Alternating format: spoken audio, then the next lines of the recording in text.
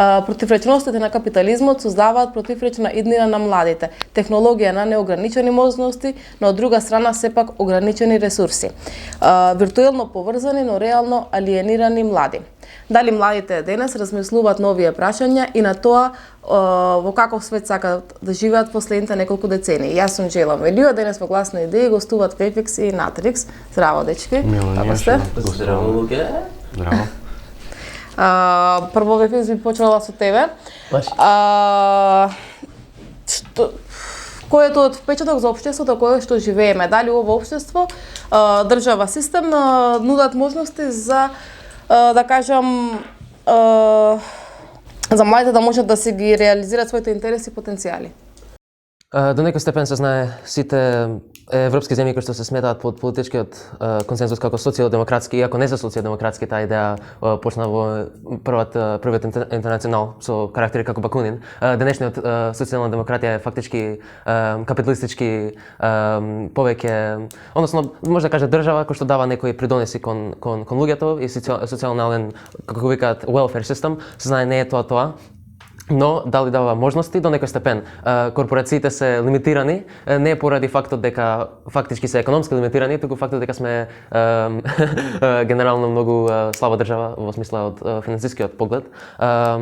Можностите кон младите постат до некој степен, не е толку многу, има студентски сојузи, не случува многу во нив. Најчесто во различни универзитети во државата има еден претседател кандидирано и генерално нема толку репрезентативна демократија, иако ја не би кажал дека тоа е демократија воопшто, директна демократија, репрезентативна е повеќе како лага, али самите студентски сојузи не даваат многу фактички кон студентите и генерално се конектирани директно со државата, со економските институции и со самите универзитети. Нема слободно студентско раководство и за младите нема многу можности.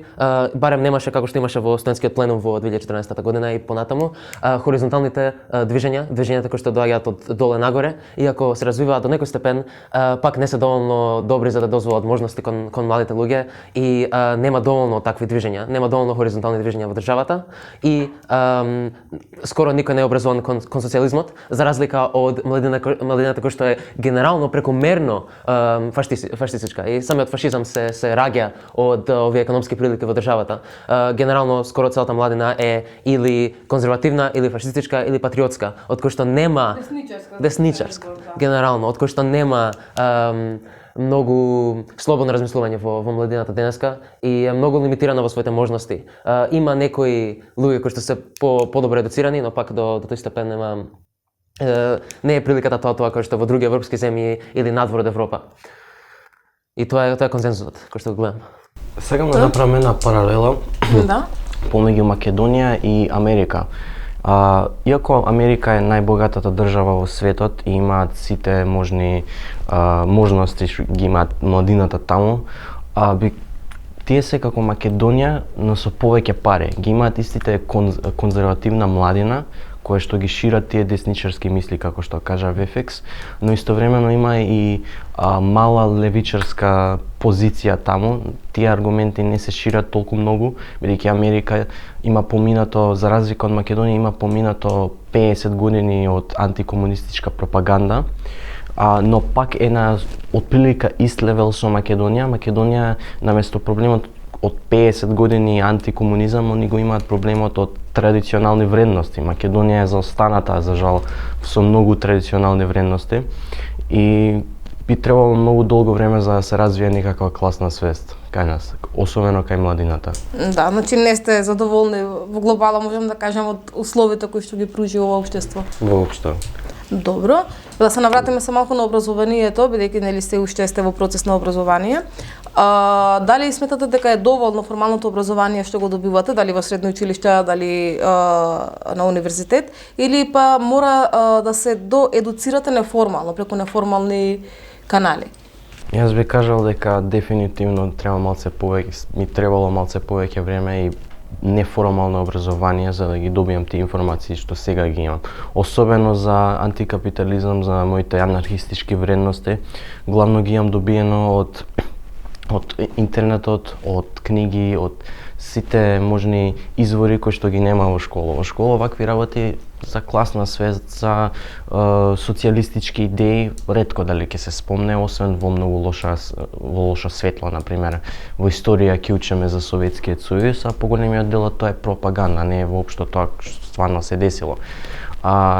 И не сме имале прилики да разговараме за такви за политички теми, ретко дали ќе се деси нешто еве на вестите, па ќе имаме некоја прилика да разговараме за тие теми, но дали стварно поголемиот дел од мојот клас и од школата каде што учам во Никола Карев гимназијата, вакви идеи не се шират, освен ако на некој ќе му го спомнеш тоа и они ќе бидат комплетно изненадени ќе бидат комплетно, како да не го слушнале никогаш, а не го слушнале никогаш.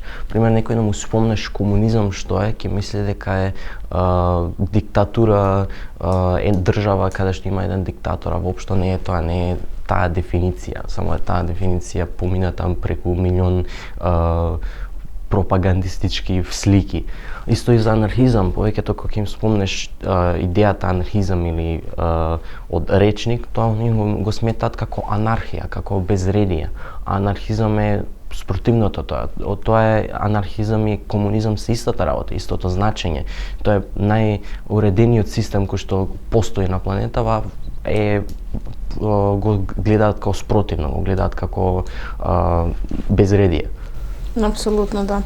Значи, сметате дека всушност образовниот систем е под диктат на капиталистичките вредности и тоа всушност се пропагира и таква свест се обликува кај младите. И тоа е самата цел на едукацијниот систем, е да креира роботи, да креира луѓе кои што се конформирани кон системот. Затоа главните работи кои што се учат во средното училиште се патриотски, од патриотски карактер или од карактер за самата држава, и како што многу филозофи кажуваат во долги периоди од историјата, на пример Хегел, спомнувано е како државата е таа што ги обликува размислувањето на сите луѓе. И тоа е поентата фактички на едукацијата, освен како што Натрик спомна да се карактеризира комунизмот и овие ребелни идеи, овие револуционарни идеи, како ништо повеќе него тепање за некои реакциони вредности. Тоа е фактички самата цел на денешната младина и фашистите во нашата држава, е да ги креираат овие радикални револуционарни идеи, како да се ништо повеќе освен тепање за нормалата, тепање за жените да останат жени, мажите да останат мажи и сите овие чудни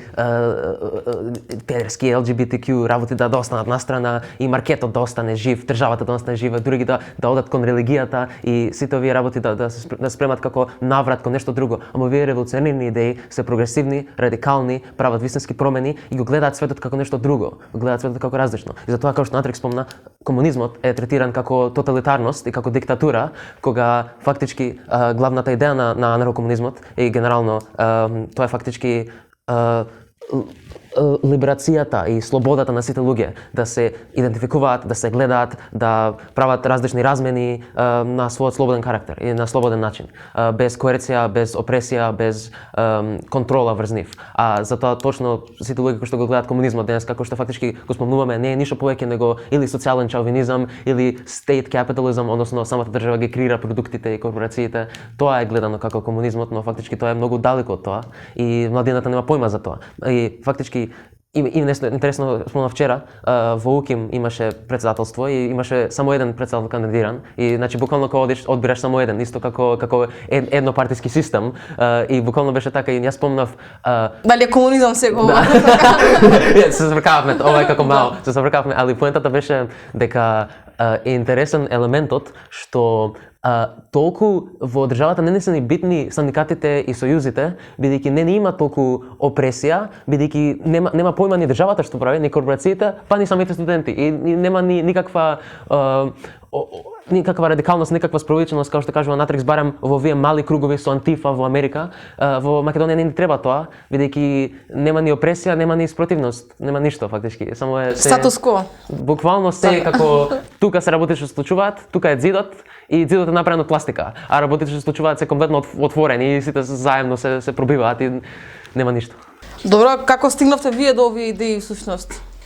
Би кажал главно од интернетот се образував. Само слушнав идејата комунизам и ми се чинеше како интересна. Ја одма како 8 годишен мало дете, само одма се идентификував како комуниста, не знаев што е. Ама што повеќе време поминував и читав повеќе за тоа на интернетот и Да, и книги, есеи и дури видеа се многу корисни, особено на млада возраст, кога немаш толку големо внимание, видеа ти помагаат да се образуваш на тој начин подобро и ги научив овие идеи и од кога дознав за тоа, едноставно пробував некако да се конектирам со луѓе кои што исто така знаат за тоа. И со VFX пред неполни 2 години ние уствари почнавме да дискутираме за вакви идеи. Ние и пред тоа сме дискутирале за филозофија и за религија, но на тема на политика и на тема на комунизам и анархизам, прв пат пред година и пол ја спомнав таа идеја и после месец-два комплетно се согласувавме на истите идеи, дека не се согласувам со како е денешната политика во Македонија, какво решение би требало да биде и како би било тоа спроведено. И најдовме после сати и сати од дискутирање еден начин, а тоа во наши очи би било анархизмот. И така, и после тоа се пробав и ја направивме организацијата, анархо-комунистичката организација на Македонија, и после година дена, отприлика година и 10-15 денови, имаме отприлика 20 членови и пробуваме да шириме класна свест на тој начин. Одлично. А со кои активности, пример, се занимавате во организацијата? Може би? Организацијата има различни активности. Прво и најбитно сакаме и односно имаме планирани идеи за колективизација на прекомерен начин на левел кој што младината нема спроведено.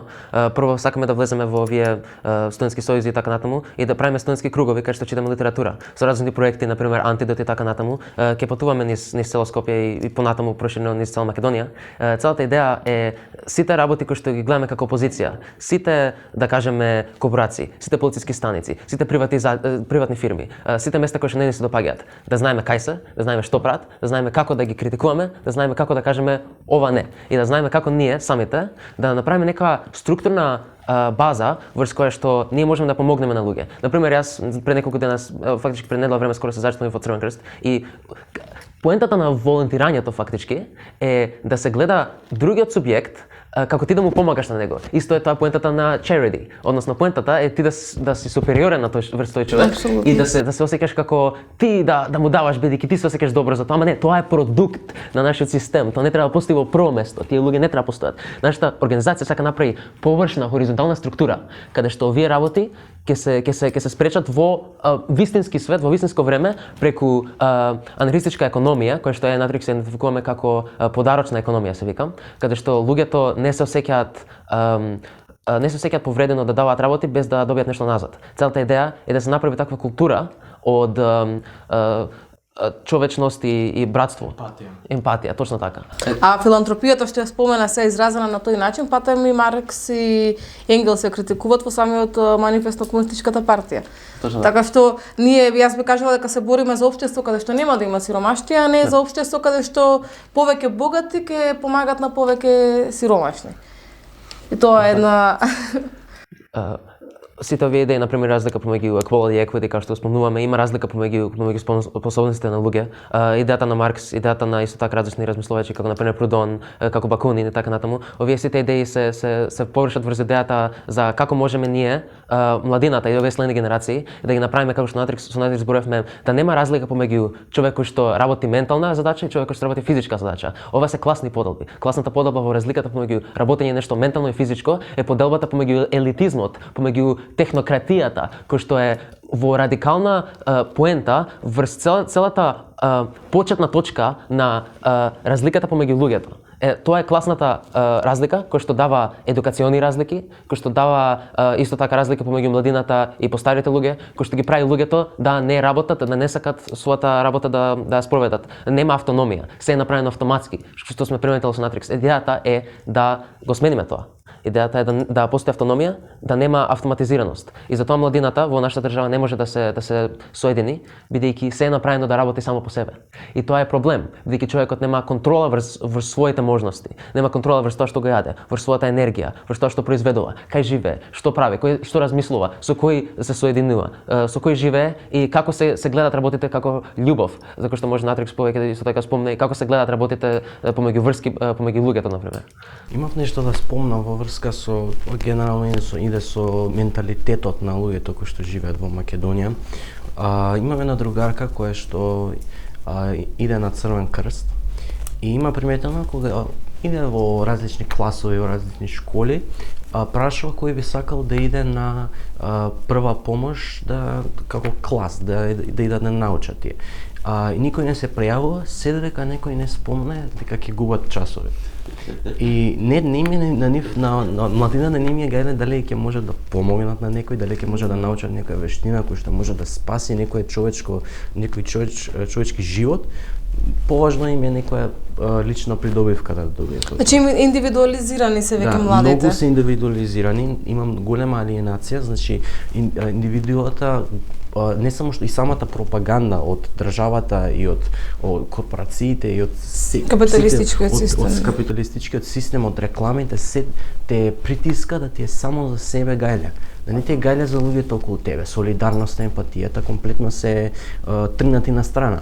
Само за егото и за ти како самиот ќе ти биде најдобро. Да, па затоа капитализмот не е само економски систем, туку и вредносен систем. И вредност, да, дефинитивно. И потешко е според мене да се смени во делот на вредносниот систем. Можеби економски може да се смени. Да, а вредностите се тие кои што прават да има таков економски систем. Ако луѓето ако има повеќе емпатија, ќе има исто така ќе сватеа зошто овој систем не е добар за нас, бидејќи нема емпатија. И самиот економски систем веќе се репродуцира. Значи економскиот систем создал такви луѓе, таквите луѓе го репродуцираат системот и веќе влезе во тоа во некој циклус, Во циклус и не може да се прекине се додека не се освестат младите со повеќе солидарност и емпатија.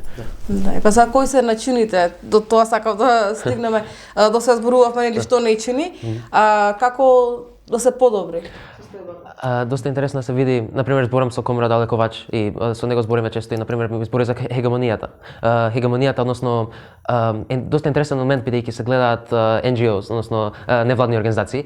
Ние сме исто така само спомнам за АКОМ, односно сме од листа од претходни анархистички организации. Последната беше Црн блок во 2014 година, престана да биде активен, но имаше една статија напишана во анархистичката библиотека, тоа е онлайн вебсайт, и во либертаријански комунисти, тоа е друг вебсайт во каде што зборат за самите овие NGOs. Тие се директно финансирани од Европската унија, директно финансирани од Соединетите американски држави. Хегемонијата владее насекаде. Овие не прават фактички ништо. И скоро сите, ја немам видено на едно место во државата кој што е фактички социјалистички со тие вредности. Сите вредности во нашата држава и скоро сите места не работат слободно, финансирани се од или од партии, или од Европската унија, така натаму, и музичките концерти, и ЛГБТ правата, и економијата, и веганството, и квир бунтовите, буквално се. И тоа е една од работите.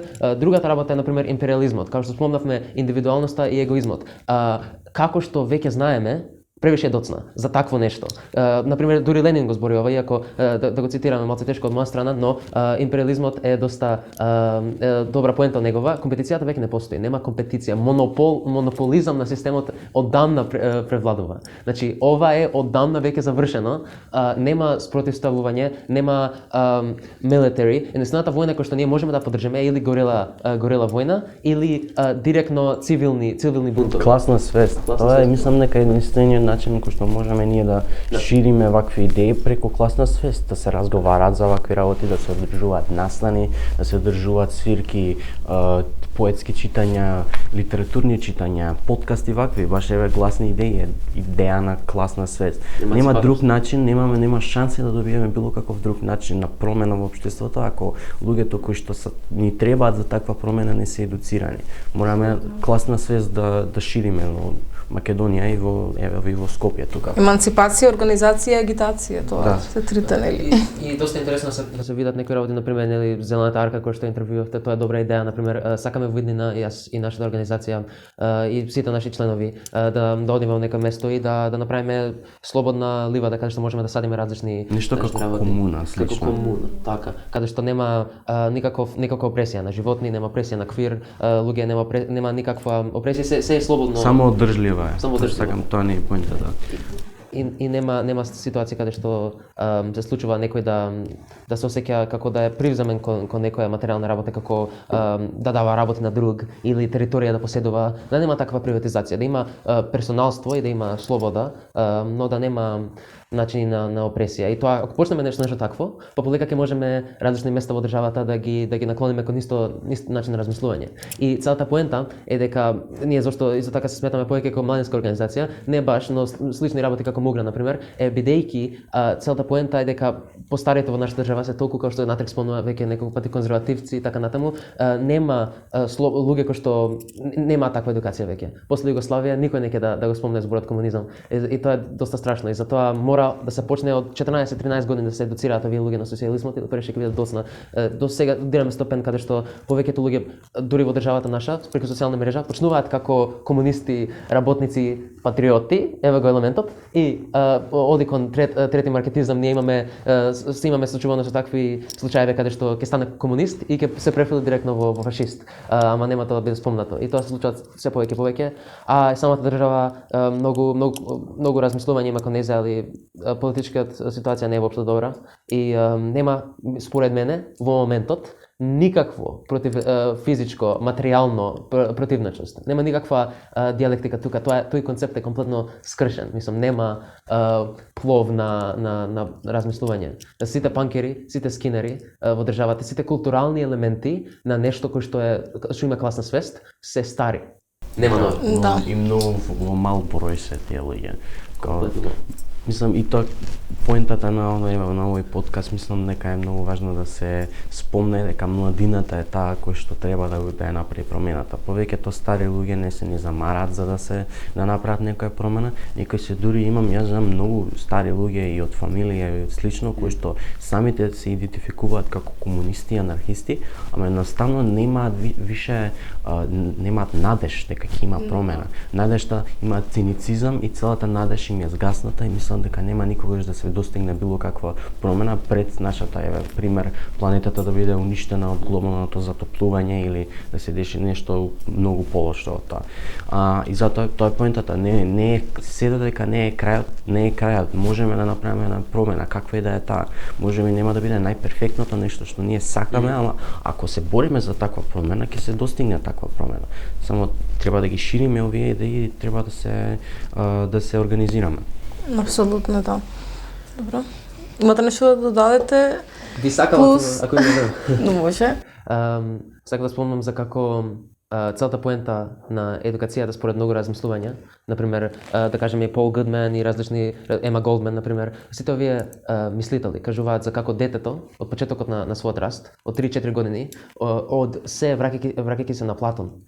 Целата идеја е 3-4 годишното дете да биде под опресија и под контрола на државниот објект. Во средните векови од објектот на несекуларните цркви и понатаму се врати идејата од Жан-Жак Русо со Емил, се врати идејата кон државата да ги има овие функции. И луѓе, например, како првиот анархист може да се спомне како Прудон, како таткото на анархизмот, но и пред тоа има некои идеи и Макс Штерн, например, и пред тоа, иако тоа е индивидуалист, кој што не се согласуваме комплетно, но пак овие идеи се дека хуманизмот и дека реализмот се доста подбивни кон човекот. Дека сите овие идеи и информации го уништуваат мозокот на човекот. Дека се што не е во директна корист на човекот е комплетно непотребно кон неговата емансипација. И ставејќи го ова во колаботиран колективистички презир, може да се види како детето е фактички уништено од самата држава пред да може да се направи нешто. Затоа сите деца се во овој перспектив на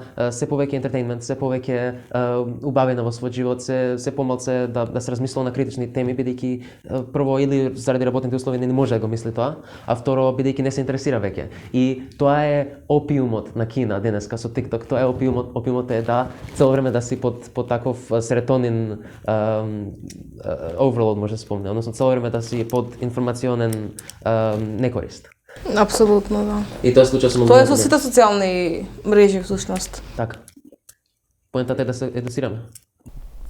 Образувајте се, тоа ми е моја единствена работа што можам да ја кажам, дека нема сигурно школото да ве едуцира за овакви работи.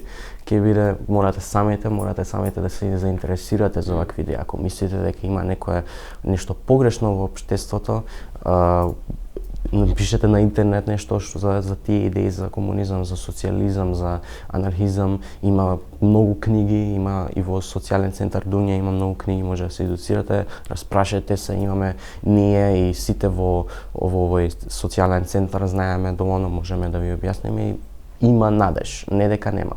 Само треба повеќе образование, треба повеќе самообразување.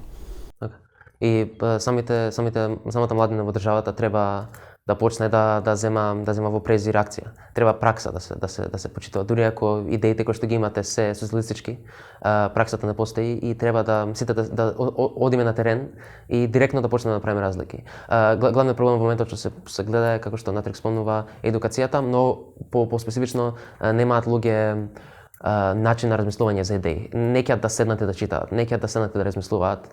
Тоа не постои и тоа е огромен проблем бидејќи директно паѓаш под контрола на луѓе кои што твојата најдобра корист и твојата слобода ја немаат во размислување. И за да се смени тоа ќе треба ние да го смениме. Само преку образование доаѓа промена. И преку активен револт. Да. А преку активен револт треба прво образование.